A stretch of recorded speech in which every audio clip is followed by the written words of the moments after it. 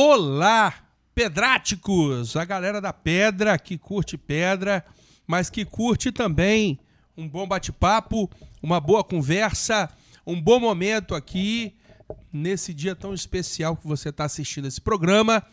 Para nós é uma honra estar gerando conteúdo de qualidade aqui, conteúdos técnicos, conteúdos comerciais, mas sem sombra de dúvidas, conteúdos também culturais. Bom, eu sou um cara, para quem não me conhece, está conhecendo agora, que eu tive o privilégio, a honra de permear por muitas atividades, né, simultaneamente.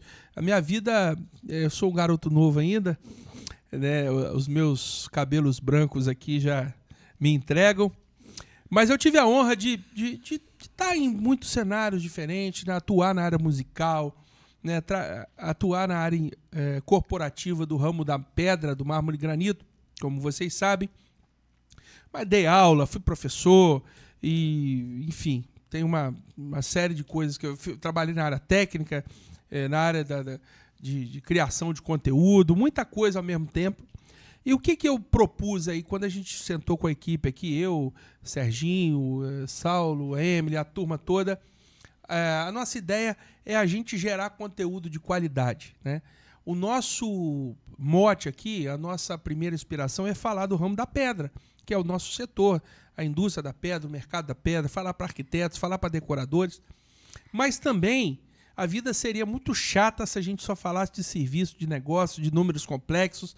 Se a gente não puder viver, curtir e conversar sobre uma boa música, né, Fábio? Que graça teria essa vida, né? É isso aí. E para poder falar um pouquinho no Pó de Pedra Música, que tem me propiciado aqui conversar com pessoas como o Fábio, de grande tarimba e grande relevância para o nosso mercado local e, por que não dizer, a nível nacional, eu trouxe um camarada hoje que eu vou dizer para você, se não for o maior, é um dos maiores promotores, divulgadores e entusiastas da música capixaba, da música cachoeirense e do cenário musical de uma maneira geral, né? Ele tem um projeto que ele vai falar um pouquinho, o projeto Toca do Coelho, né?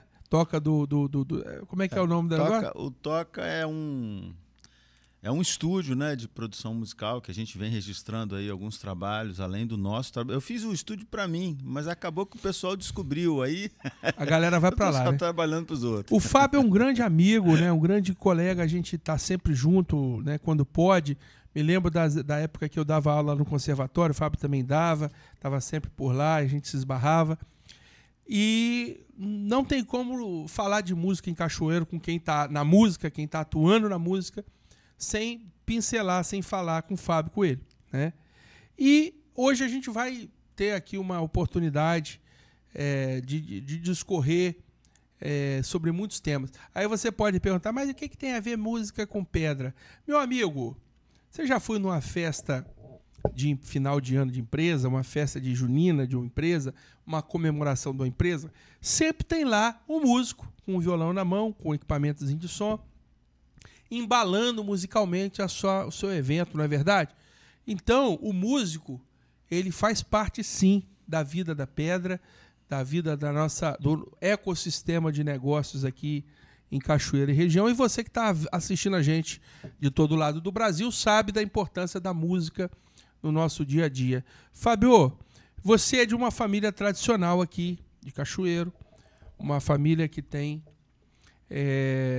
uma vivência, uma vida entrelaçada com a música, tanto pela música quanto por esses equipamentos brilhantes que você vai ter oportunidade de falar para o nosso público aqui. E eu queria que você contasse um pouquinho para a galera do Fábio, do Maurílio Coelho, enfim, como é que funciona isso daí?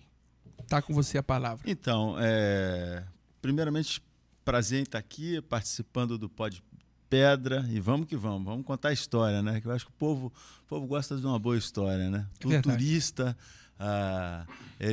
quando ele vem na nossa cidade, né? Ele vem para saber o que a nossa cidade tem de bom, né? Tem a Pedra, tem o Pio, tem o Braga, tem o Sampaio. Então, assim, uma das coisas quando eu voltei do Rio foi insistir na questão autoral, na questão de mostrar, porque quando o artista autoral ele fala sobre as coisas, sobre os problemas e as virtudes daquele local, daquele espaço, ele conta as histórias das pessoas, ele conta a história da cidade. Então, um dos primeiros trabalhos que eu fiz aqui quando eu estava voltando do Rio foi um projeto político. Eu falei, não, uma música aí para uma cidade. Eu fiz uma música para uma cidade que era a campanha eleitoral de um prefeito. Não vou dizer qual é, mas ele foi eleito.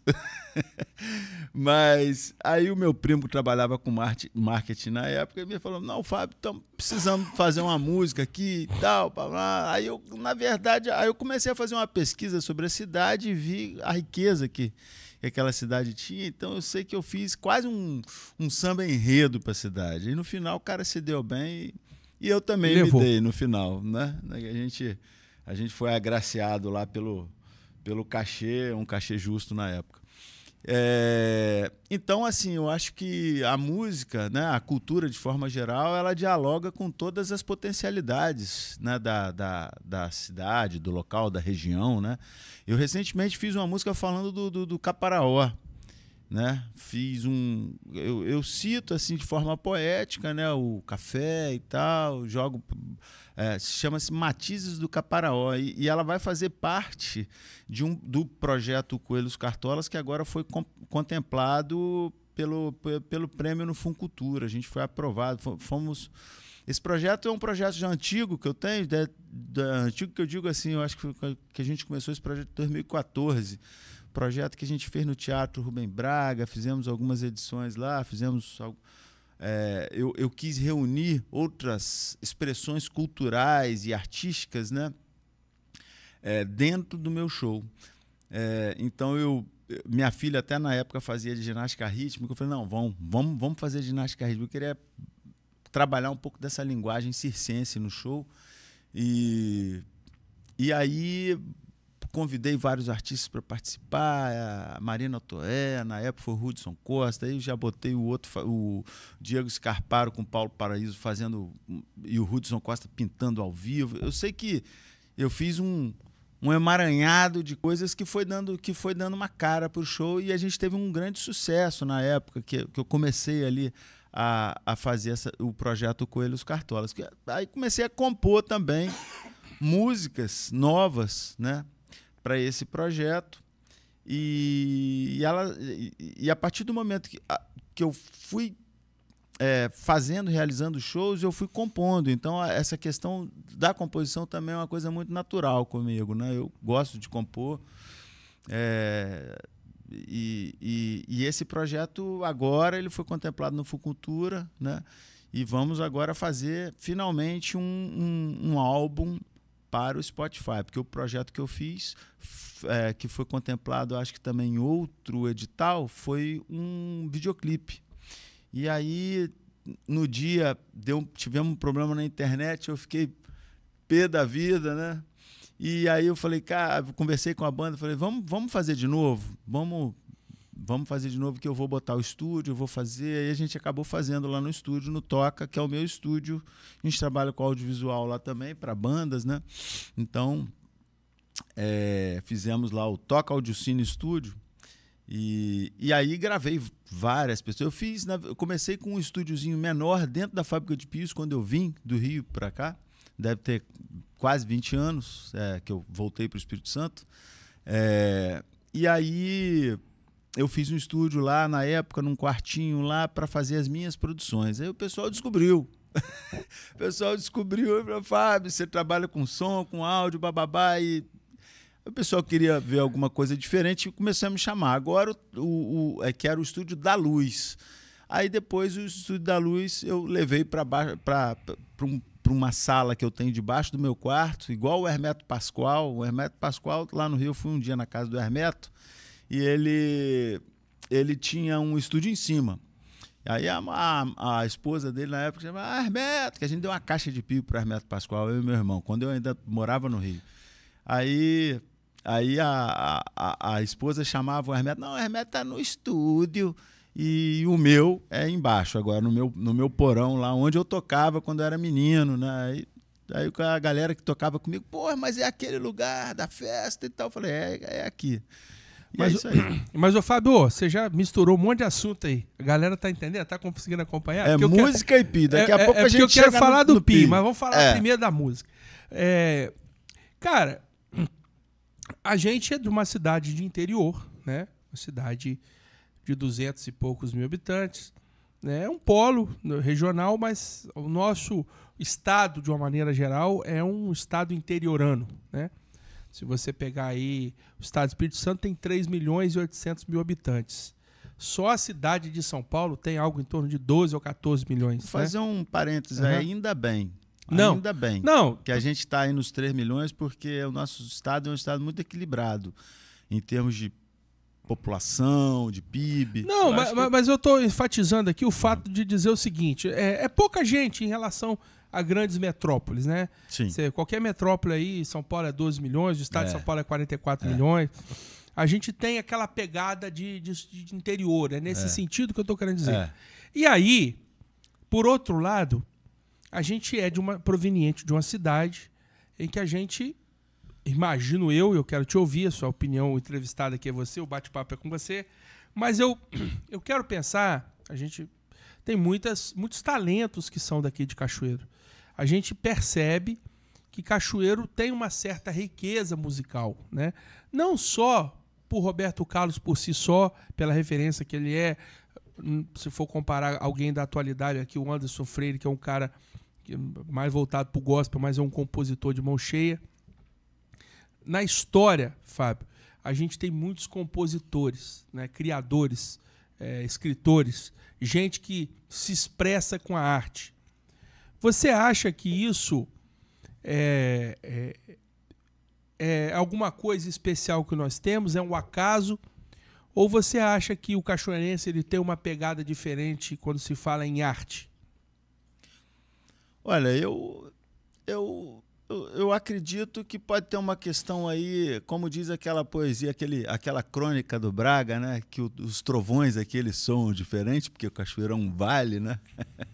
Mas eu acho que cada povo tem sua pegada. Cachoeiro era uma cidade de vanguarda no início do século passado por estar próxima do Rio de Janeiro. Então o cachoeirense nem ia muito para Vitória. Todo mundo na minha década, até a década de 80, muita gente já saía para o Rio, porque o Rio era o Rio de Janeiro e tal, aquela coisa, né? Tudo acontecia no Rio, né? E aí o Vitória foi ganhando o seu brilho também, e as pessoas começaram depois de um tempo, começaram a ir mais aqui para Vitória. Mas eu lembro que o sonho da galera de 70 ali era Rio de Janeiro, né? Todo mundo queria se aproximar. E se a gente voltar mais ao passado, né, a gente vai observar, até pela própria história da fábrica de Pios, né? Então vou fazer vamos voltar 100 anos atrás, né? Vamos para 1902. Campos dos Goytacazes foi a primeira cidade a receber energia elétrica no Brasil, né? Nós estamos falando de um fato mundial, global, né? Imagina num país com a dimensão continental como o Brasil, com São Paulo, com Rio de Janeiro, que já foi até capital brasileira, você pegar um Campos dos Goytacazes, pum, recebeu energia elétrica. E Cachoeiro foi a primeira do Espírito Santo e a 10ª do Brasil. É um fato muito grandioso. Então, Cachoeiro era uma cidade de vanguarda, né? A capital era para ter sido aqui. Mas aí, tanto que a gente se chama de capital bem. Secreta, isso né? Aí, bom você ficar por causa disso. Mas aí, então, aí voltando aqui para a questão cultural, existia sim uma proximidade cultural, né? Quem vai saber explicar na questão musical, né? Essa questão é meu xará, Fábio Coruja, porque ele está fazendo, parece que um livro sobre a música capixaba e tem a questão do Baden Powell. Meu parceiro, tem que trazer Fábio que tem muito conhecimento. Agora, eu quero dizer o seguinte, vamos lá. A gente está vivendo hoje, vamos falar da contemporaneidade, vamos ficar buscando só fatos antigos, não. Atualmente, a gente sabe que o mercado musical mudou muito, né? Antes, o formato, a mídia, né, porque você, oriunda do trabalho de um compositor, de um artista, era um LP, né? Com o seu lado A, lado B. Você produzia música para tocar na rádio, né? Hoje não se produz mais a mídia física, a LP, produz é para nicho, né? O mercado da música, ele tem uma outra pegada hoje, e a gente sabe que sobreviveram, pelo menos no Brasil, poucos ritmos de massa, né? Se você quer estourar hoje, você tem poucas opções para sua música ser tocada nas massas. Você vai ter o sertanejo universitário, você vai ter o funk, né? um pop ali. Né? Nós que somos aqui, que temos você, eu não conheço a fundo a sua composição, mas eu sei que você é um cara que compõe música regional, uma música com uma pegada poética, uma construção pop rock e tal. Você acha que tem espaço para essa música hoje em dia? Se sobrevive? Tem público para essa música? Eu acho que é uma questão, quando a gente compõe, eu acho que é uma questão muito pessoal, sabe? Eu não tenho preconceito nenhum com outros estilos. Eu vejo até que os outros estilos vêm suprimindo as músicas locais aqui, inclusive a nível nacional, né? Elas vêm suprimindo o artista local, as culturas locais, né? Você vê que o sertanejo, ela abarcou e ela toma conta mesmo, né? E tudo é sertanejo, aí veio a música baiana, Marataízes, por exemplo, vamos pegar Marataízes lá, na década de 70, 80 tinha muita marchinha, que era uma música brasileira, que também, né, ela dialoga com outros estados, né? Mas era uma coisa a nível nacional, a marchinha. Aí vem a música baiana tomando conta, depois vem a música sertaneja, que era um sertanejo de raiz, e depois ele toma o sertanejo universitário, e agora está misturando tudo. Então, eu acho que o Brasil é uma grande salada nesse sentido, né? Mas, assim, eu vejo... A década de 80 era rock, era um pop rock. Se você pegar anos 70, você vai ter Novos Baianos, você vai ter o Black Rio, você vai ter um outro tipo de música, em 60, aí bossa nova. Eu acho que quando a coisa é boa, não morre. Quando a música te toca, ela não morre. E não, mas eu nem falo, o público também, ele consome aquilo que é dado para ele. Tem essa também. E isso, o poder público, as rádios, elas são vetoras daquela cultura. Se você botar funk todo dia para a criança ouvir, ela só vai conhecer o funk. Se você botar música erudita para a criança, ela vai gostar de música erudita, ela vai gostar de jazz, ela vai gostar de pop. Então, acho que a música tem que ser democrática. Não, mas a minha provocação, Fábio, se tem espaço? Não, a minha conversa aqui é no sentido do seguinte... existe um desafio muito grande para mentes criativas como a nossa. Inclusive, eu me identifico com você, a gente é parceiro aqui. O que a gente compõe? A gente compõe aquilo que está no nosso coração. Eu recebi aqui esses dias, você sabe disso, que eu até te pedi para você ver um negócio com você lá para dar de presente para o João. O João Alexandre é um dos maiores violonistas do Brasil, né? E ele está num campo ainda mais complicado, ainda que ele é violonista cristão, que toca música cristã, mas também toca música, nicho, né? o MPB e tal. Mas é um cara muito consagrado, ele tem uma técnica muito apurada. E ele dizia assim, uma das coisas que eu gravei no podcast, ele falou: Bruno, é difícil ser músico, a música é uma coisa que vem da alma para um povo sem alma. Eu quis dizer o seguinte, é nesse sentido que eu estou te provocando. Nós estamos vivendo um momento em que o consumo da música está muito sintético, está uma música muito assim, nada perene, nada permanece, sabe? As músicas são efêmeras, o cara compõe ali e não tem profundidade, é o hit do verão, aí depois ninguém nem sabe qual hit que é. Como é que faz, como é que trabalha a mente de um compositor como você? Qual a nossa esperança? Quem vai consumir a nossa música? Aonde a gente alcança? Qual é o nosso nível de produção? Eu acho o seguinte, o que eu acho? O músico passa por diversas fases na vida, né? Aquela fase de entender, poxa, que legal aquilo. Depois ele aprende aquilo e começa a fritar, dá um monte de nota, brrr, e depois a fase técnica, depois ele começa a escolher a nota. Aí você pega um cara como o Tom Jobim, por exemplo. O Tom Jobim, ele dá uma notinha ali que vai gerar em você uma sensação que, putz, essa nota aí que eu queria. Nossa, que troço legal. Então, o que está acontecendo hoje, assim, que eu vejo, assim, minha visão crítica do mercado, assim, que o mercado ele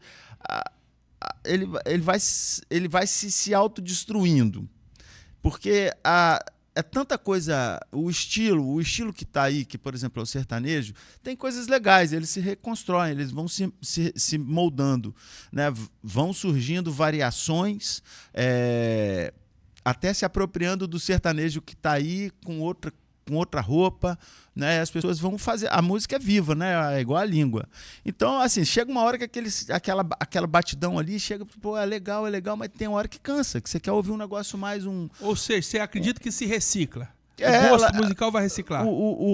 Não, eu acho que não só o gosto, mas como a própria música, ela dá cabo de se auto moldar.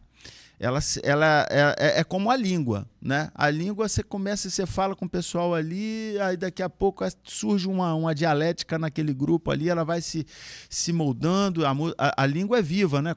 Aí você vem com um país, igual o americano, né? Da onde surgiu o uai, o trem, o pocá, é vivo, porque elas se misturam. A música também, como ela tem essa influência de ritmos, de melodias, elas vão se misturando. É uma energia. Eu né? estava vendo ontem um post aí, chegou para mim, alguma coisa assim, né?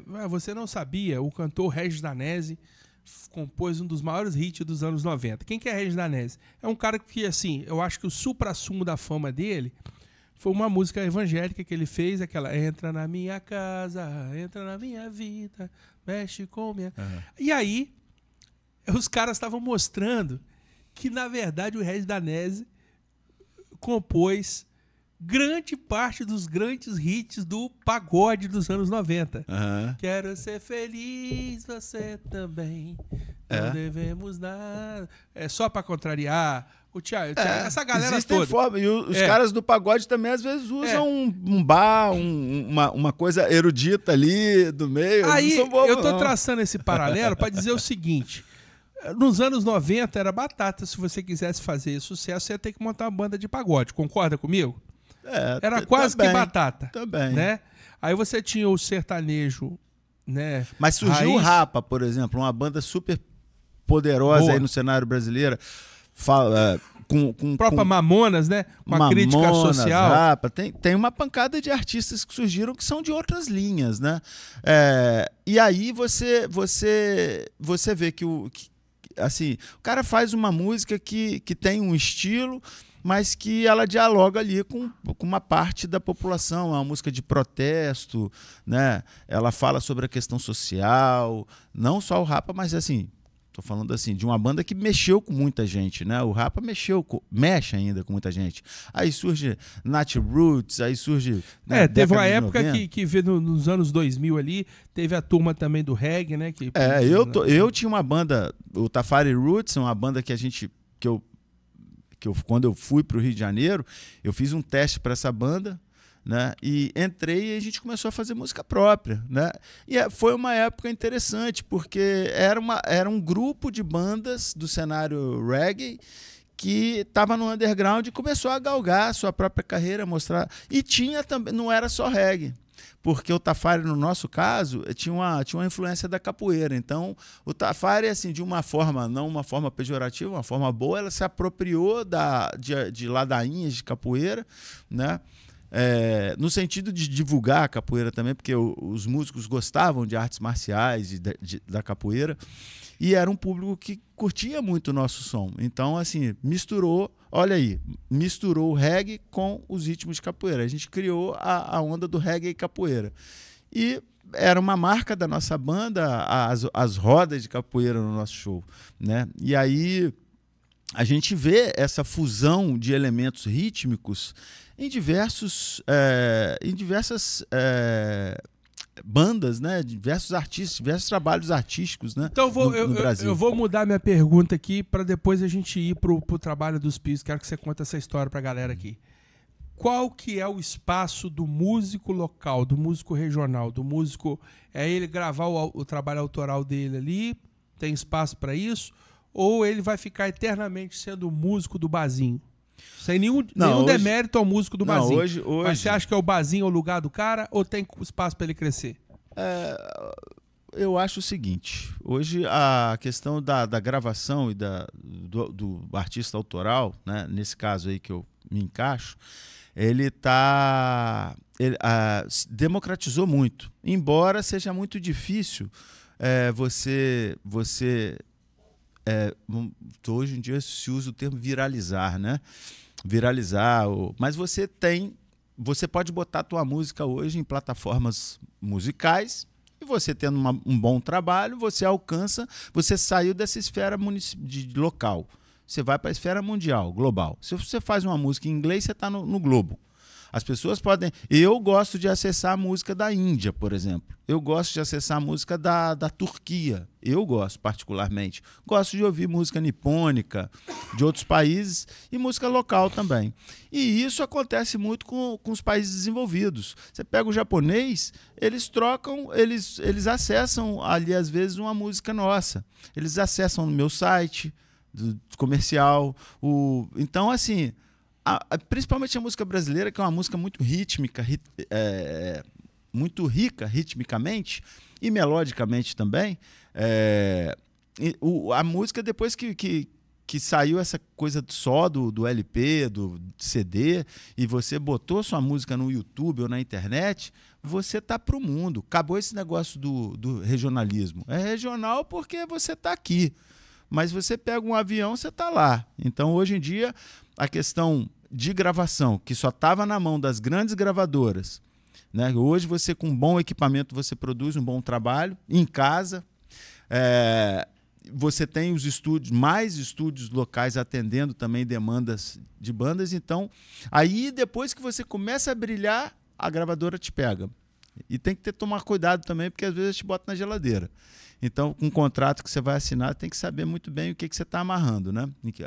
E agora, botou tua música no Spotify, no Deezer, no YouTube, no Instagram, você tá pro mundo. Esse negócio de local, aí a gente tem que fazer assim.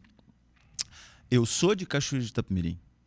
É isso que a gente tem que mostrar. Eu sou de Cachoeiro, a minha música tá pro mundo. Eu sou da rocha ornamental, essa pedra aqui é de Cachoeiro de Itapemirim, aqui que a gente beneficia e aqui que a gente exporta, daqui que ela sai. Vem cá para você conhecer em Cachoeiro que você vai ver tanta coisa aqui. Ó, eu sou da fábrica de pios, a primeira fábrica de pios da América Latina, é aqui que você vai ver o cara fazendo pio, tirando o som da madeira. Aí eu acho que essa questão do pertencimento tem que acontecer. A gente tem que ensinar as gerações a mostrar que... Eu vi o Washington Oliveto falando isso. Mano. Quanto mais local você for hoje, nesse cenário que a gente está, é melhor. Porque as pessoas elas querem saber a história. Então a gente leva o background da história para onde a gente for, através da nossa música, através dos nossos produtos, da nossa arte, do que a gente aprendeu a fazer ao longo da nossa vida, né? Fábio, você é de uma família tradicional. Se eu não me engano, me corrija se eu estiver errado, foi sua filha, sua sobrinha ou prima sua, que teve num programa a nível nacional aí, recentemente? Sim, minha filha foi a primeira. Foi a primeira? Na verdade, a Clara foi a primeira a fazer o teste lá para aquele programa, para o reality lá do The Voice, né? Uhum. Aí Clara fez a prova e tal, passou no Brasil, foi fazer o teste lá no Rio, no Windson, num hotel lá. Aí... chegou lá, ela cantou a primeira, o Wuthering Heights, lá da Kate Bush, né? Ela, Along the Wiley, pô, cantou super bem. Chegou na segunda, ela cantou Quá, Quá, Quá, Quá, que a Elis cantava. Não venha querer se consolar, que agora... Um sambão. Aí, no meio do teste dela, deu um branco. Aí o pessoal, não, claro, tudo bem, tudo lá. Ela não passou, mas foi muito bem na prova. Enfim, No outro ano, Clara chegou para mim, pai, vou fazer a prova. Aí eu falei, Clara, às vezes a gente não passa no primeiro teste, tenta de novo, tem que tentar, né? Se a gente desanimar na primeira, na nossa derrota, pancada, aí a gente não vai. E eu coleciono as paredes que eu enfrentei na minha vida, e a gente tem que estar sempre quebrando, furando. Arruma uma ferramenta que você vai lá e fura e vai seguindo o seu caminho.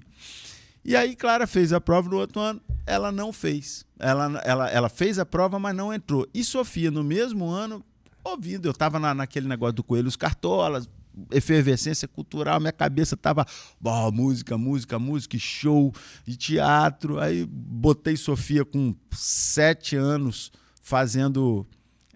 ela fazia ginástica rítmica, como eu falei, e botei ela fazendo a performance lá, e no show e tal, e ela começou a cantar, balbuciar as letras das músicas que eu estava compondo. Aí ela chegou, aquele pedacinho de gente, falou, pai, posso fazer a prova pro The Voice também? Aí eu olhei e disse, mas você já canta, Sofia? Claro que pode. Como você vai dizer não pro seu filho? Eu nem percebia que ela já estava cantando alguma coisa. Eu falei, mas o pai vai treinar você, vamos treinar um bocado. Aí peguei ela, dei um esculacho nela, botei ela para cantar e tal. E o programa, você tem que escolher uma música, né? E claro, eu escolhia uma música para ela e tal, mas Sofia não vinha. Aí eu fiquei 1 semana, 2 semanas, foi chegando a hora do negócio, que você tem que mandar o material, fazer um vídeo, né? Para o processo de peneira deles, né? Aí eu estava andando na rua e de repente eu tenho muito desse negócio de antena, sabe, Bruno? E aí de repente, pum, caiu a música. Aí aquela banda, não sei se você é da década, eu acho que você deve ser 90, né? Mas na década de 80 tinha uma banda chamada Metrô que emplacou um hit atrás do outro. E eu vivi isso nas danceterias aqui, 77. Meu pai teve uma danceteria aqui também. E aí caiu a música lá, nada ultrapassa a velocidade do amor. E essa banda tinha uma irreverência, uma coisa mais engraçadinha. E Sofia era uma menininha muito... E ela tava ela tinha 7 na época. Uhum. E aí eu falei, cara, essa música é a cara de Sofia. Aí treinei a música com ela. Chegamos lá no Rio para fazer o... Aí Clara não entrou, porque Clara estava na fase dos 13 anos, cheio de... Tá virando mocinha. Aí já fica meio travadinha. Tava na muda vocal também. E Sofia tava aquela criança assim, bicho, malhando pra caramba, fazendo... Toda assim, se eu entrar nesse negócio, tá bom. Se eu não entrar também não... Ela não tava descomprometida, né? Não tinha o resultado que desse, deu. Foi lá, se preparou, cantou. Ela era muito disciplinada, chegou e cantou, mas ela tava na fase muito bonitinha. Chegou quando ela terminou o teste. Sofia, você tá dentro, não vai, não precisa nem cantar outra. Ela chegou e cantou, pessoal. Ou seja, a música certa, né? Aí ela participou até onde ela foi lá. Aí ela foi quem virou a cadeira para ela foi o Vitor e o Léo, na época, né? Aí ela olhou para mim, pai, não tem aquele barulho. Isso é tudo televisão. Mas aquele do aperta o botão, né? Aquele dali... Aquele efeito sonoro. Aquele só para quem tá na televisão. Mas então o Vitor e o Léo viraram para ela, né? Na época. E aí ela participou de uma outra fase. Aí ocorreu um problema com a dupla lá na época, né? Ocorreu um incidente lá que vocês separaram lá, aquele negócio que o grupo se separou e tal, alguma coisa que aconteceu lá que também não vem ao caso aqui. E Sofia foi na segunda rodada lá, foram tirando o pessoal lá do time lá. O time foi saindo e Sofia participou mas foi uma experiência muito legal. Marcou ela, né? A experiência foi assim, é um trabalho, é uma experiência muito forte do ponto de vista de você profissionalizar uma criança que tem um acompanhamento psicológico até, né? Porque é difícil você saber que uma hora você pode ganhar, mas que existe uma grande possibilidade de você sair. Então, a criança, para entender isso, ela tem que ter preparado que aquilo é uma brincadeira, não é um negócio tal, né? E, às vezes, também, o fato de você não ganhar não significa que você não vai galgar a sua carreira. Enfim, depois do The Voice, Sofia fez... Eu tive que parar minha carreira para tocar a carreira de Sofia. A gente fez vários shows. Como é que Sofia tá hoje? Tá com bem, a carreira? Sofia tá... Ela tá se priorizando agora os estudos, né? Porque eu ela acho tá que é com importante. quantos anos hoje? Sofia fez 18 agora, dia 4 de abril. Aí fez diversos shows durante um tempo, depois veio a parte da muda vocal, aí deu uma paradinha, mas gosta muito de música, curte música pra caramba, aí de vez em quando faz uma participação em algum show, tá filtrando muito o que ela quer, porque a prioridade dela agora tá no último ano do IFES agora. No final das contas. Clara formou, pegou o canudo dela, graças a Deus, beijão, Clarinha, Sossô, Patrícia, Clara pegou agora em Ouro Preto, esse final de semana, o canudo dela, formou em música, né? Clara fez licenciatura lá pela UFOP e tá sentando o pau na carreira. Clara canta muito bem, ela é uma excelente cantora. Temos que trazer ela aqui para ela contar um pouquinho dessa experiência também, dela. Sabe? Um dia Clara morou em Portugal e trouxe para mim, pai, eu tô com uma música aqui, ela não gosta de mostrar muitas coisas dela não. Aí quando ela me mostrou, eu quase chorei, bicho. Negócio assim, alto nível mesmo. Chegou com a música em inglês. Eu falei, nossa senhora. E aí a gente gravou, fizemos a produção de um clipe. Muito, muito boa compositora, tem um bom gosto assim, para música massa. Agora, Fábio, conta pra galera, você que tá chegando agora, você que é de alguma parte do Brasil aí, não conhecia o Fábio Coelho, é um compositor, é um músico talentoso.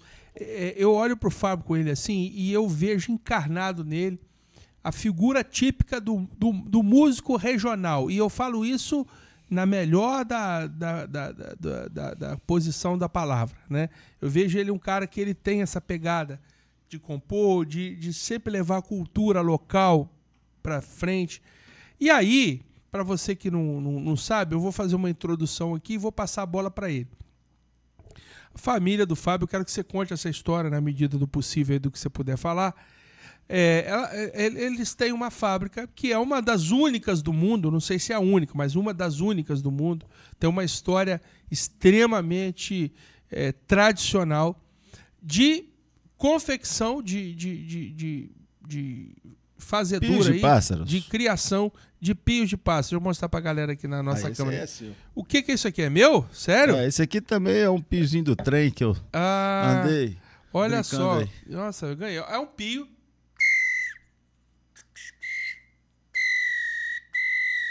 Você sabe, para cada pio a gente tem uma piada, né? Né? Esse aqui, qual que é a piada do pio desse aqui? Não, termina aí, bom, depois eu para conto. finalizar, então eu digo o seguinte. Isso aqui é uma reprodução de um canto sonoro de um pássaro, né? Rapaz, achou? Dá para botar ela aqui? Vamos ver. Sofia Marins não, com mas PH. aí por causa daquele problema que eu te falei, é melhor não botar por causa de direito autoral, é difícil. Sem áudio? Então bota aí. Sofia Marins, essa aí, ela tava com 8 anos na época. A gente não pode... Tá. Uhum. Bota aí 15 segundinhos, tá? Porque não pode passar não, por causa tem direitos autorais as imagens. Sim, tranquilo. Achou aí, ó? Muito bem. Olha lá, Cachoeira Itapemirim. Tá ótimo, tá bom. Show. Tudo pode mudar. Bom, o medo é derrubar o vídeo aqui, porque a direita autoral é pesada. Sim, mais tranquilo. Mas olha só, deu eco aí agora no retorno. Obrigado, Saulo. Grande Sofia, linda ela, né? Ela estava numa fase muito maneira. Voltando aqui para o assunto do pio. Então, a fábrica de pios Maurício Coelho, ele vai falar um pouquinho. Conta a história dessa fábrica, o que ela produz. Vamos lá. Isso, então, vamos contar aí de forma sucinta a fábrica de pios. Maurílio Coelho, vamos falar de Maurílio. Maurílio, os pais vieram do Rio de Janeiro, eles herdaram uma fazenda aqui em São João de Muqui, e ali, nessa região do sul do estado do Espírito Santo, tinha os índios puris, que faziam alguns pios de bambu e taquara. E meu bisavô, o Maurílio, ele era amante da caça esportiva, que era uma prática legal na época. Ele gostava de caçar uns bichos lá, comer uns macucos, uns trem, o que batia lá na... Mas eles eram caçadores esportivos. E é importante frisar que a caça esportiva é diferente da caça predatória, né? A caça esportiva tem lei, ela segue... Para ambientalista, meu irmão, isso aí é só conta carochinha. Não, mas existe uma grande diferença, porque não existe o intuito econômico, né? Você lembra do jacaré do Papo Amarelo que estava entrando em extinção? Porque o pessoal estava tirando para fazer sapato, então tinha aquela... Não, para mim, para você e para as pessoas de lógica dá para entender, sim. Mas para essa galera... Mas às vezes existem países que adotam a caça esportiva até para preservar a espécie. Outras espécies, né? Porque se tornam... Os parques ambientais, por exemplo, eles coíbem com investimento. Às vezes o cara dá... Qual que você prefere? Ser um leão, velho? Se você fosse um leão, você ser devorado por outros leões, você tomar um tiro e morrer rapidinho. Então, assim, é um negócio que, assim... Eu não sou adepto da caça, mas se aquilo ali está servindo para você adotar uma política para...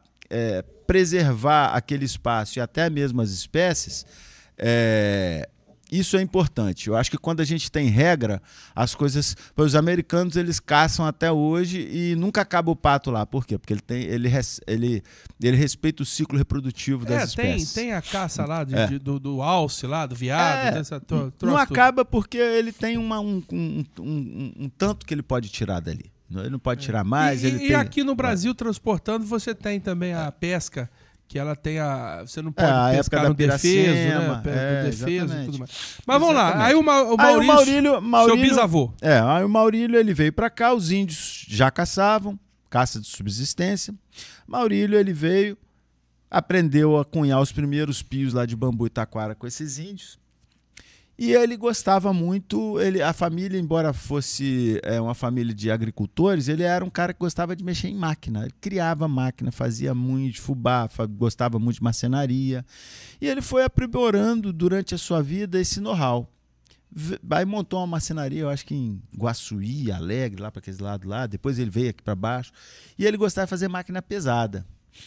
E aí, quando chegou a energia elétrica lá em Campos, o Bernardo Horta, que era o então presidente da Câmara Municipal de Cachoeiro, ventilaram o nome lá de Maurílio para eles ajudar a montar a hidrelétrica, que é a Ilha da Luz, né, onde é sediada a fábrica de pisos, se chamava Ilha da Boa Esperança antes. Com o advento da chegada da energia elétrica, se chamou Ilha da Luz. Então, esses engenheiros que vieram de Campos para Cachoeiro, os engenheiros ingleses, eles... precisavam de um cara que soubesse montar todas as estruturas, montar as máquinas pesadas, roda d'água, essa coisa. Então, Maurílio, ele aprimorou o conhecimento técnico dele e, além de ajudar a montar, ele zelou também pela ilha. E gostou tanto dali que ele comprou uma parte da ilha. Então, ele montou a fábrica de piso em 1903 e, naquele tempo, era tudo movido a água. Logo depois que chegou a energia elétrica, ele começou a usar, né, a parte da energia. Então, assim surgiu a fábrica de pios. Então, ele resolveu começar a fazer o pio porque ele era adepto da caça esportiva. Na verdade, ele veio para Cachoeiro para dar a luz. Ele veio para trazer a luz, para ajudar a montar a luz e, por acaso, ele gostou dali e falou, não, eu quero montar a fábrica de pios aqui, porque ele gostava muito da ilha, né? Muito e aí, naquela época... Aí passou de geração em geração, você já é a quarta geração? Ele teve 10 filhos, os 10 trabalharam na fábrica, a fábrica tinha dezenas de funcionários, aposentaram, outros fazem... Tem funcionário que chega lá, outro dia chegou um lá de São Paulo, que continua trabalhando com torneamento, mas de peças grandes, e ele soluçava de chorar. Isso aqui era aqui, isso aqui era aqui. Aí o cara começou a se emocionar lá. Eu ir lá fazer uma matéria sobre isso. É um negócio bacana. Agora, bacana. Fábio, você poderia ser médico, ser advogado, pedreiro, engraxate, você podia ser muita coisa. Mas você resolveu tocar essa ideia para frente. Por que disso? Qual bichinho que te mordeu eu morei no Rio uns 15 anos. Primeiro eu fui para Vitória, né? Montei a minha primeira banda, foi o Piratas do Asfalto. Depois eu fui para o Rio e fiz muitos trabalhos musicais. Tive uma escola de música com 2 cachoeirenses lá, o Cláudio Fabre e a Suzane Brandão. né, que são artistas também. A gente foi para Vitória junto, fomos para o Rio junto. E aí eles se separaram, a gente, na nossa escola, a gente não... Ele continuou, o Clauber continua com a escola, que é a Musimundi, e eu voltei para o Espírito Santo depois que nasceu minha segunda filha, a Sofia. Eu estava novinha na época, né? E minha esposa falou, pô, nossa família tá lá toda lá em Cachoeiro, meu pai mora em Marataízes e tal, vamos criar nossas filhas numa cidade menor e tal. Aí eu vim para cá. E aí, só que meus negócios eram todos no Rio, minha banda, minha escola, e eu fiquei naquela transição, falei, pô, voltar para Cachoeiro, não sei se é o que eu quero e tal, porque eu estava numa outra vibe, numa crescente na cultura, né? Pô, eu tinha uma escola de música, eu estava dirigindo na época a Rio Música, que era uma escola que foi fundada pelo guitarrista o Sérgio Benevenuto. Então eu estava com um projeto de fusão da Musimundi, Maracatu Brasil e a Musimundi, que era a minha escola, né? Só que o negócio não deu. E aí eu falei assim, bom, o que eu vou fazer aqui? Estou há 15 anos aqui e tal. Então vamos para Cachoeiro, vamos ver o que tem lá. Voltamos para Cachoeiro, comecei a dar aula lá no conservatório. E aí dava de segunda, terça e quarta lá no conservatório. Quinta e sexta eu ia para o Rio, pegava ônibus. Fiquei 1 ano e meio, quase 2 anos assim. De vez em quando ainda voltava no Rio para fazer agenda de show. Porque o Tafari tocou no Rock in Rio, a gente tinha muito público, tinha uma agenda constante, a gente fez turnê no sul do Brasil, tocava também com o Raz Bernardo. O circuito reggae é um circuito ainda muito unido, né? As bandas que tocam. Então a gente estava sempre tocando com Baia, Dread Lion, que eram as bandas que faziam às vezes as collabs ali com o Tafari Roots, né? E aí voltei para cá, comecei a dar aula, e Cachoeira era o seguinte, a gente não ganhava muito dinheiro com aula, ganhava melhor tocando. E no Rio eu tocava, contrário, era mais competição tocando, e a gente ganhava, assim, meu sustento era a minha escola, basicamente. O plus era a música, né? Eram os shows que a gente fazia. E aí acabou que meu irmão, que era o gestor da fábrica, Gustavo, ele assumiu um cargo público, ele era o diretor da fábrica. E eu comecei a trabalhar com ele, ajudar e tal, mas não era uma coisa muito formal. Depois ele assumiu a Secretaria de Esporte e Lazer, depois emendou na Secretaria de Meio Ambiente. Foi secretário 2 vezes, e nessa ele se formou em Direito, ele já era biólogo, aí acabou que ele ficou. A gente tinha um projeto de trabalhar juntos na fábrica de pisos, mas acaba que a realidade vai tirando a gente, vai né, dos sonhos e bota a gente com o pé na realidade. Então, acabou que eu estou lá na fábrica há 18 anos, assim, tem hora que a gente está no topo, tem hora que a gente atola e depois sai da toleira, é difícil. Mas olha só, não é fácil, não. Vamos lá, aí eu te trago outro programa pra gente falar do empreendedorismo, aí, que é outro tema. Mas sem querer desvencilhar da passagem principal, o Pio, né, iniciado pelo seu bisavô, e vocês tocam até hoje, por força de necessidade ou de escolhas pessoais, o Pio, ele se tornou um elemento cultural muito forte na nossa cidade, da nossa região. Quando tem um turista aqui, ele quer conhecer o Pio, a gente procura presentear o Pio para pessoas queridas. Você tem noção da importância que isso se construiu na nossa cidade? Assim, o aspecto cultural que isso representa? Ou isso passa batido no dia a dia e você não vê nada demais nisso? Não, eu vejo muito. Se eu não estivesse lá dentro, eu seria um defensor da cultura local. Sempre fui. Desde novo, eu trabalho com cultura, sabe? Então, assim, mesmo as coisas que não são, assim, entre aspas, da minha família, porque eu acho que a fábrica de Pio já quebrou essa coisa de família, porque já é um patrimônio municipal, e estamos galgando, através do deputado Bruno Rezende, lá seu xará, ele tem uma proposta lá de reconhecimento estadual da fábrica de pios. Eu entrei com o meu pedido de reconhecimento de mestre também, artesão agora. Não fui contemplado no mestre, mas fui contemplado no meu trabalho com o Coelhos Cartolas musical. Sempre fui defensor da cultura. Independentemente de eu ser o gestor ou não, eu sempre defendi a fábrica. Eu sempre fui um cara como defendo o Sérgio Sampaio, como defendo o Rubem Braga, como defendo o Roberto, aonde eu vou, como defendo o mármore cachoeirense, o granito. Todo lugar que eu vou, eu levo o arcabouço da nossa cultura, da nossa região. Fala um pouquinho pra galera, eu quero que você conte. Que livro é esse aí? Esse livro aqui foi um projeto que eu fiz. Porque a fábrica ela tinha uns folders, né? E tinha na época que eu cheguei, tinha um livretinho que era muito aquém do produto que a gente comercializa, que são as coleções. Se você tiver acesso aí, depois você entra lá no site piocoelho.com.br, você tem o e-commerce lá, você tem as coleções de pios, você tem diversos tamanhos.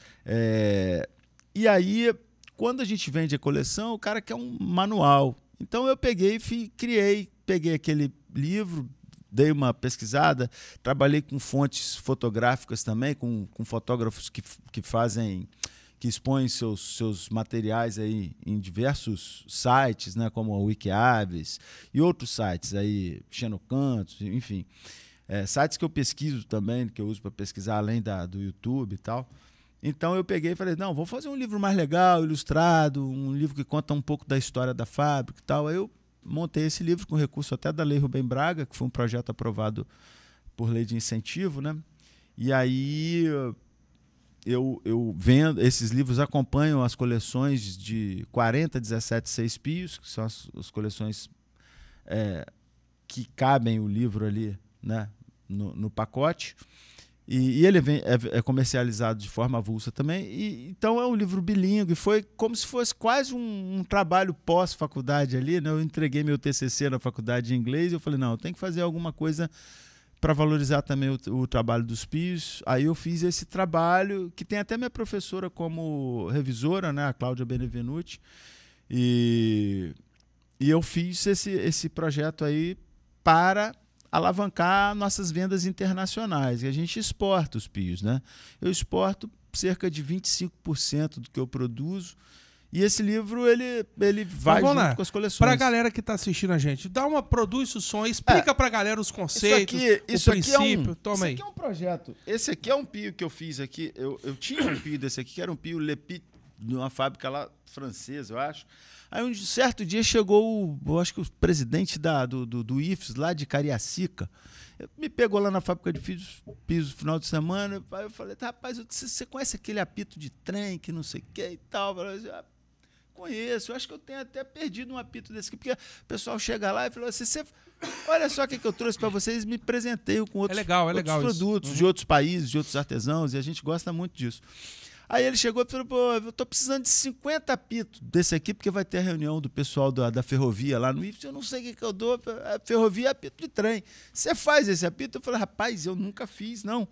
Mas eu vou ver como é que faz. Aí eu criei uma afinação, esse aqui é um... Aí eu criei uma afinação desse apito, fiz um... Aí eu fiz os 50 dele, depois passou um tempo, chegou um pessoal lá do sul para mim, os caras fizeram um projeto de um superdome lá e tal, falaram, estão precisando de brinde e tal, aí eu fiz um modelinho diferente, depois fiz um outro modelo, aí esse aqui eu botei o Hotel da Estação, até o Rudinho que fez para mim a arte aqui do Hotel da Estação de Cachoeira. Aí acabou que os caras chegaram e falaram assim, nós precisamos de 3.000 pios desse aqui. Eu falei assim, nossa senhora, então é muito pio, cada pio desse aqui tem 4 furos mais o furo da boquilha, então 3 vezes 4, 12.000 furos e o negócio lá na mão. Aí acabou que fizemos mais ou menos a metade. Eu ia comprar até da China, aí meu amigo, que é até da sua área aí do mármore, Rodrigo, falou assim, não, Rodrigo Gava, trabalha lá na Magnitos. Falou, rapaz, vai fazendo você, vai desenvolvendo, chinês nada. Aí eu falei assim, pô... Aí eu falei, fui. Aí como é que é a sensação dessa coisa do pássaro, cara? Porque esse aqui é o... Qual a aplicabilidade de você comprar? É só por uma questão de lazer ou ele tem aplicação prática na caça lá? O pio ele era usado com essa finalidade, embora fosse usado também com outras finalidades, né? Eu recentemente até contei a história de um velho coelho lá, né? Que enquanto o pessoal estava caçando passarinho, ele estava atraindo as mulatas. Então, agora não pode também falar mulata. Tem umas bobeiras aí. Vamos lá. Mas, enfim, vamos lá. Eu falo mulata. Eu falo mulata, morena, Tá não tem tudo esse negócio certo, meu não, irmão, que se dane. segue o bonde. Mas aí, vamos lá. Aí o Pio, né? Eu crio sempre uma história assim. Porque eu falo, tem uma rixa entre o carioca e o baiano, né? Que o baiano fala, o samba nasceu na Bahia, o carioca... Não, o samba nasceu no Rio de Janeiro. Isso fica naquela eterna briga, né? Aí eu chego e falo, o samba não nasceu nem na Bahia, nem no Rio de Janeiro, nasceu em Cachoeiro. Aí o Pio do samba, conta a historinha lá do samba, né? Que ele vem da polca, do lundu e tal, bababá e tal. E aí eu faço o pio do samba. Mas esse pio aqui, na verdade, é um pio do Iambu, Chororó e do Xintã. O Xintã a gente tem aqui, se você for nas matas aí mais baixas ali, Pacotuba, qualquer matinha, até ali perto do IFES eu já ouvi Xintã piar. Ele pia assim, ó.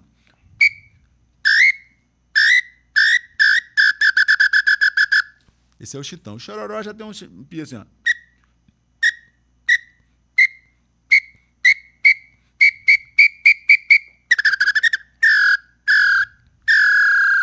Entendeu?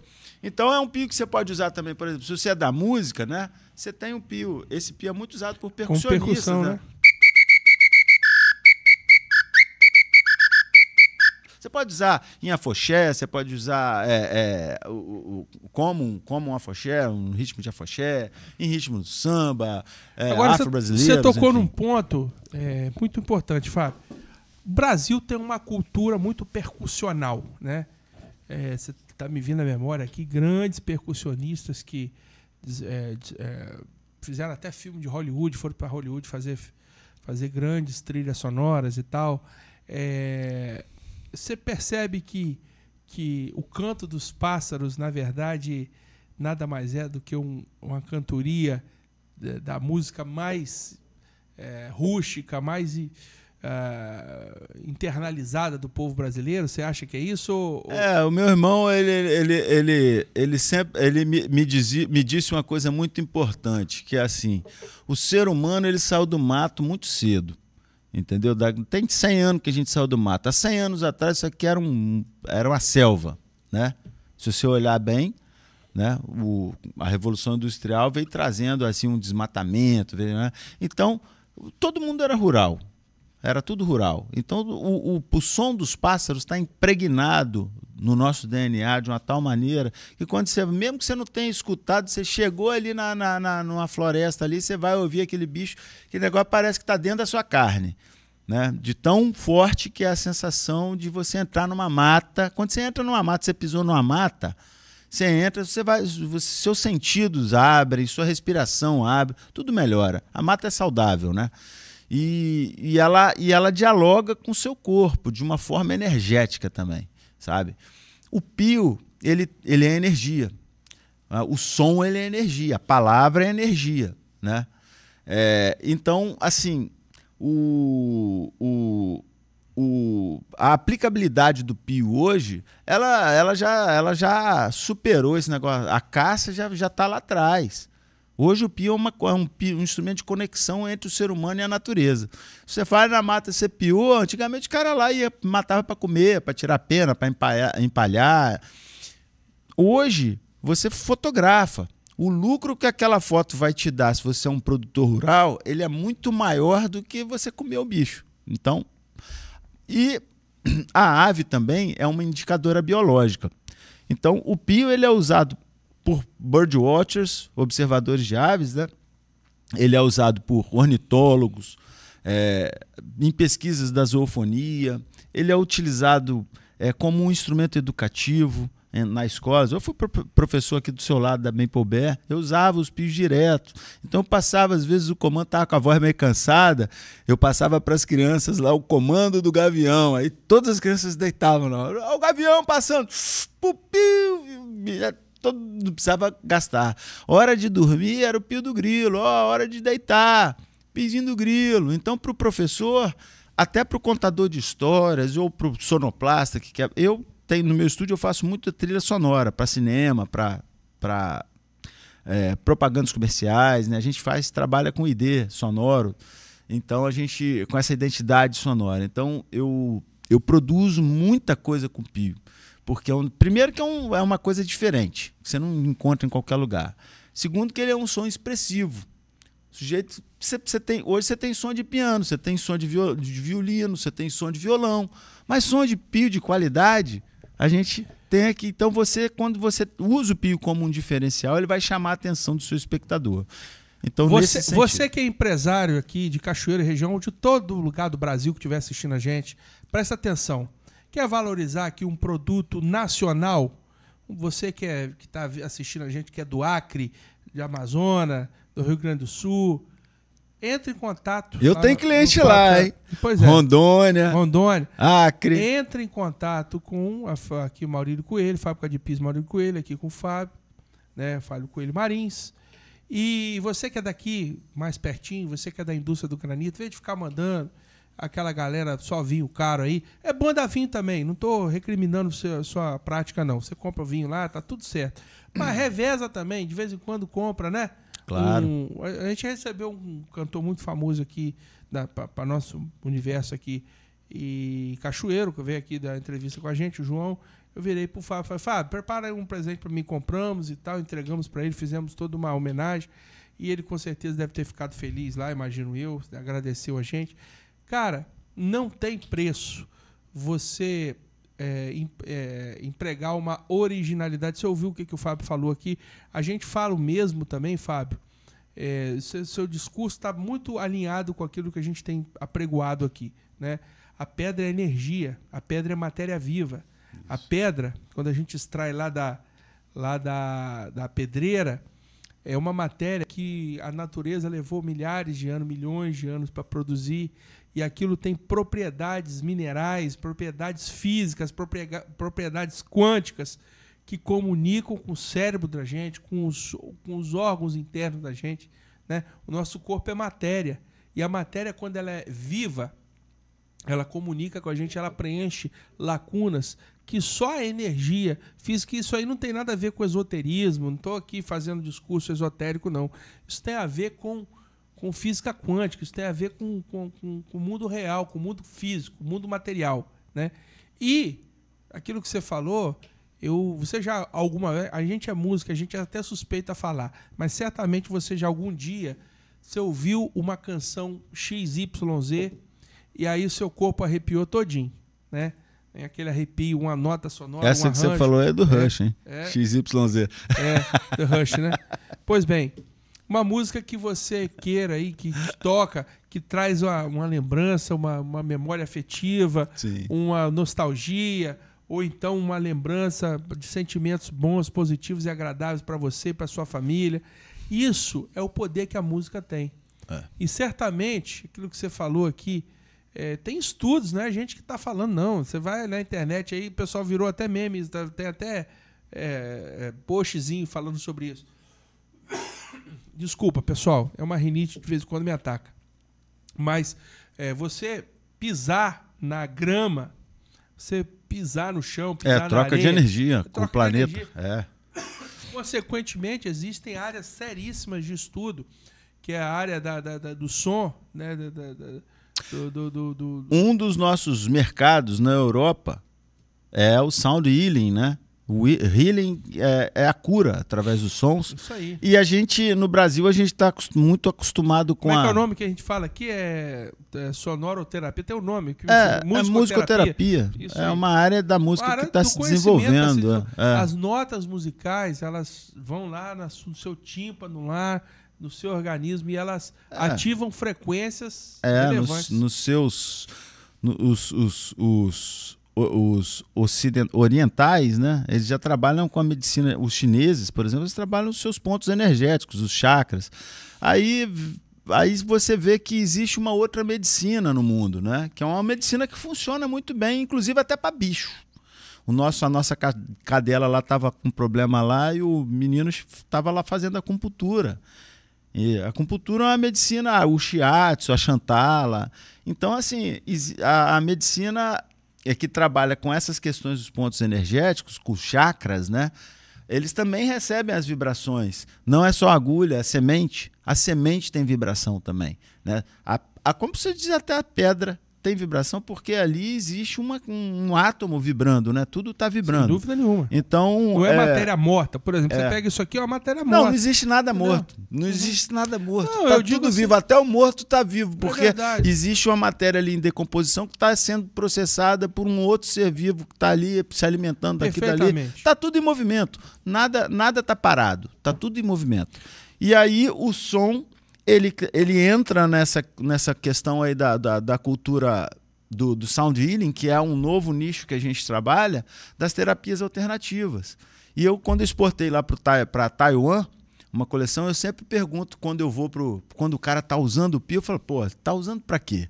É música? É educação? É não sei o que lá. Aí a taiwanesa chegou e falou, eu sou aluna do fulano de tal lá, que é um cara que sempre compra nossos pios para revender. O cara é o papa do sound healing. E aí ela fez o vídeo lá. Os caras saem de um concrete jungle, saem de um hotel, de um mexendo no computador o dia inteiro, chinês, taiwanês. Pô, Taiwan produz chip de computador. Então, é assim, o negócio lá é super... muito conectado. E é computação o dia inteiro. Aí a menina chega, o cara sai da sala, almoça e tal, deita numa salinha ali, uns 10, 15 ali, ela começa com chocalho... Aí vem com um tamborzinho que trabalha a ancestralidade, bum, bum. E aquilo estava vibrando em você. Aí no final ela chega e saca o pio lá em Taiwan e pi. Rapaz, os caras ficam 15 minutos ali. É a mesma coisa que você pegar seu carro e dar um passeio aqui na floresta. Pronto. E aqui dali te deu uma lavada e você volta energizado pro seu trabalho. Você foi no mato, subiu um andar do prédio, entrou numa selva sonora, você se abasteceu energeticamente com aqueles sons e volta para o seu trabalho. E se os caras fazem isso, não é à toa, não. Porque todo empresário que trabalha com qualidade, o empresário que investe na qualidade, na ginástica laboral, esse tipo de coisa, também você tem a ginástica laboral cerebral, auditiva. Então isso funciona. Muito bem, pessoal. Eu vou falar aqui um pouquinho rapidamente aqui, Fábio, dos nossos patrocinadores, que são as empresas que acreditam nesse projeto, que investem nesse projeto aqui. A começar pela OMI Holdings. Você que está em casa aí, quer conhecer uma empresa multifacetada, que tem uma dinâmica de negócio no Brasil, nos Estados Unidos e no resto do mundo, entra no Instagram e siga OMI Holdings e você vai estar conectado com essa empresa vibrante que apoia esse projeto aqui, o Pó de Pedra Música. Nós também vamos falar aqui da Envelope Mais, aditivos industriais. A Envelope Mais é uma parceira nossa desde os primórdios aqui. Um abraço ao Clebinho, a toda a família Envelope Mais, empresa referência no setor de envelopamento de blocos e de produtos para insumos de aditivos industriais para a indústria do mármore e granito. Bom, Fábio, eu tenho certeza que esse será o primeiro bate-papo de alguns que a gente vai ter aí. Eu me identifico muito com a sua pessoa, é muito legal, cara, ouvir de você essa riqueza de um cara que vibra, né? Que não desiste da música. Olha quanta riqueza você passou para nós aqui, um cara que investiu na família, própria família, as filhas aí, uma se formando em música agora, a outra avançando no IFES e deixando a marca aqui. A gente pode ver um trechinho aqui, né? Marcas importantes aí a nível nacional, né? É uma música que emana do seio de quem veste a camisa. Eu vejo você, cara, como um cara guerreiro. Eu sei que tem horas que a gente desanima, que a gente dá vontade de jogar a toalha, que a gente questiona, pô, é isso mesmo e tal. Tem que ter persistência. Mas né? Você é um cara que não desiste. Muitos ficaram pelo caminho aí, muitos pararam, né, no meio da jornada. E você não. Você é um cara rico. Esse aqui é meu? É meu presente? Esse é teu. Olha só, vai ficar no nosso acervo aqui, né? Olha que livro bonito, Saulinho. Que livro bonito. Esse passarinho aqui é um dos mais... Esse é Urutau. Esse é Urutau, que também chama-se, né? Mãe da Lua. O Nyctibius griseus. Esse aí Esse aqui... Até o nome dele é difícil falar, mas o canto é muito. Pássaro fantasma. Esse pássaro aqui, ele é muito emblemático. Mostra pra galera aí. E você gostou do trabalho do Maurício? Você é empresário? Pensa na possibilidade, cara, de você dar um produto original. Eu te garanto que o custo sai mais barato do que você comprar um vinho francês para dar pros outros chilenos aí, com todo respeito aos vinhos chineses e franceses e de qualquer parte do Brasil. Inclusive da indústria nacional que nós valorizamos tanto. Mas você já sabe, aqui no Pó de Pedra, a gente fala de pedra de uma maneira leve, né? Já trabalhou alguma vez com pedra? Eu já atendi alguns, que eu me formei em inglês, então às vezes eu fazia umas... Eu já atendi algumas pessoas assim, ajudando. Nada rotineiro, não. Na própria fábrica, quando eu recebo grupos de turistas, às vezes na época das feiras, né? Então, rapaz, eu esqueci meu telefone ligado aqui. Na época das feiras eu recebo muita gente. Já recebi grupos chineses. Às vezes eles pedem informações, a gente indica, fala alguma coisa ali. E eu tenho um projeto para o Pio com rocha. Eu gostaria até de aproveitar o teu canal aqui, Bruno, porque eu acho essa questão do mármore muito interessante, né? Porque eu não vivo nessa caixinha fechada só do Pio e só da música, não. Eu sou um empreendedor. Gosto muito de empreender.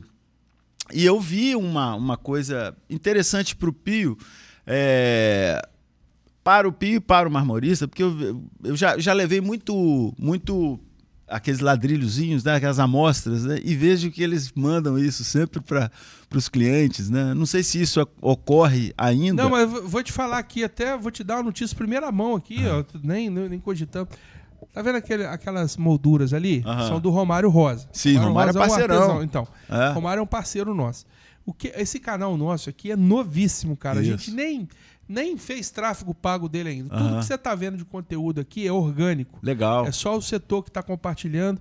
E eu me dá muito orgulho a gente ter um alcance aí de 280 mil visualizações nos últimos 60 dias. Bacana, que bom. Numa página que a gente nem impulsionou. A gente começou a rodar o projeto mercadológico dele essa semana passada que começou a Emily com a gente. Que bom. Então, por que eu tô te falando isso? Um dos nossos projetos aqui é a gente botar para rodar o nosso e-commerce, né? O nosso Pó de Pedra Shop, né? Legal. Que a gente vai colocar alguns produtos para venda ali. Vamos botar pio aí, bicho. Vamos botar pio. Vamos fazer uma caixinha de pedra com pio dentro. Então, eu fazer penso, um negócio bem bolado aí. Eu penso eu já fiz até um protótipo de uma base de pedra, que eu queria uma base...